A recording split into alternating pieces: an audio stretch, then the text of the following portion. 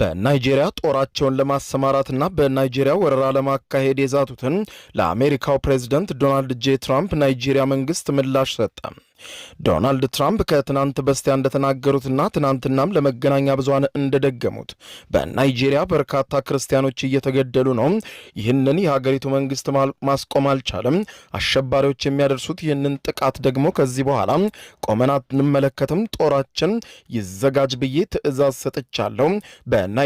የናይጄሪያ መንግስት እርምጃ መውሰድ ካልቻለ እኛ ገብተን እርምጃ እንወስዳለን ሲሉ የአሜሪካው ፕሬዝዳንት ዶናልድ ጄ ትራምፕ ጦራቸው ዝግጁ እንዲሆን ትዕዛዝ መስጠታቸውን ጨምሮ ወደ ናይጄሪያ ወረራ እንደሚከፍቱ መናገራቸው ይታወቃል። የአሜሪካው ፕሬዝዳንት ዶናልድ ጄ ትራምፕ ጦራቸው ተሰማራ የሚለውን የእሳቸውን ትዕዛዝ በተጠንቀቅ ሆኖ እንዲጠብቅ ባዘዙበት ትዕዛዝ ላይ መቼ እንደሚሆንና ከፌዴራል መንግስቱ ጋር በቅንጅት ነው ወይ በአሸባሪ ቡድኖች ላይ እርምጃ የሚወሰደው የሚለውን ጉዳይ በዝርዝር አልተናገሩም።